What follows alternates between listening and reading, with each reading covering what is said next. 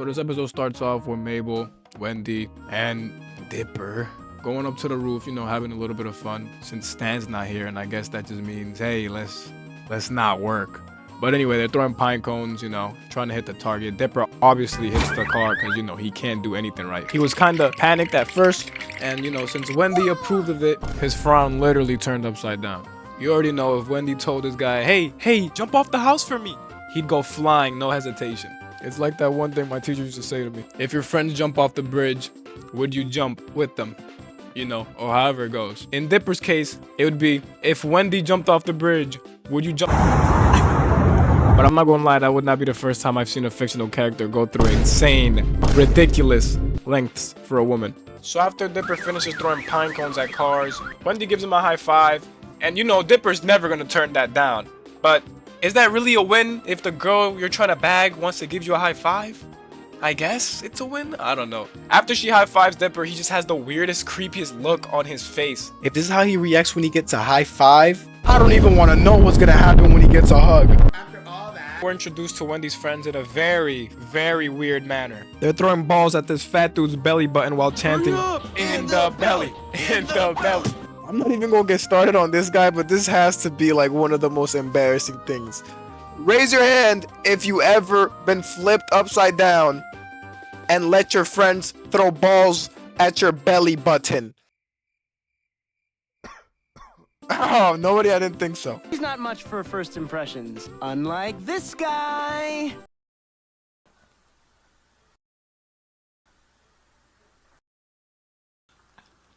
Nah.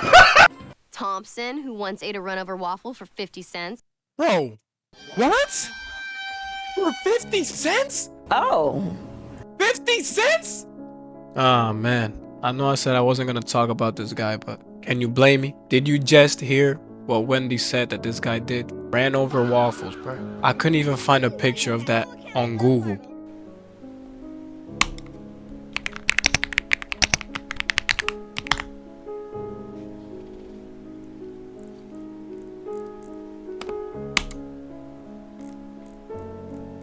How despicable, bro. This is a new type of brokenness. You know what this reminds me of? You ever seen a group of people, no matter if it's in a podcast or an interview, just a group of people on social media arguing about who had the harder come up? I was going to the strip club, cinema water. I was going to the strip club just to steal money, bro. I was grabbing it. I couldn't make it. I was literally hopping out my noodles with a cup of water, put on an iron, and I wanted to strip down on the noodles. That's how they play. No. When I was broke, I had to do this. Nah, bro. When I was broke, I was eating ran over waffles for 50 cents. Absolutely disgusting, by the way. What? You did that? Hell no. But anyway, that's enough of this guy. Dipper and the gang ride off and go to an abandoned supermarket. Yo, bro, I've never understood this type of interest. People just go into abandoned places, especially at night. Just the thought of exploring one of those places and finding some homeless person with the sharpest knife you've ever seen in your life standing in front of you around the corner. Half of his body is behind a wall, and then the other half is just looking dead at you with a huge, ginormous smile on his face. Anyway, they arrive at the supermarket and they're all hopping the fence. Everybody hops the fence perfectly. You already know who's the only one that didn't jump. Not only is this guy too afraid of jumping off the fence, he's being afraid in front of the girl he likes. So afraid, actually, that it got to the point where Wendy's friend had to grab him and toss him off the fence. Just, there you go. Bro, what is we doing? But yeah, they approach the front door of the abandoned supermarket and Robert tries to bust it open, but it's locked. Dipper then offers his help and Robert just fries him for no reason. it's stuck. Let me take a crack at it. Oh yeah, I can't get in, but I'm sure a junior here is gonna break it down like Hercules. I'm not gonna lie, let's see this from Robert's perspective. You're some 16 or 17-year-old teenager and some 4'11", 12-year-old says, let me try to open the door. I'd be kinda aggravated too, cause it's like, bro, did you not just see me trying to open this door? Although he does end up opening the door and proves Robert wrong, we missed something. Come on, leave him alone. He's just a little kid. I mean, damn, bro. I don't even know what to say anymore. At this point, I feel like I'm being a bit harsh on the kid, you know? Cause for every L he takes, I'm just frying him for no reason. So before the video ends, I'd like to show you guys one last thing. And I know before I said I wasn't gonna talk about this guy, and I ended up going into like a 2-minute rant about him. I just can't let this be. Just look around. The guys are bonding.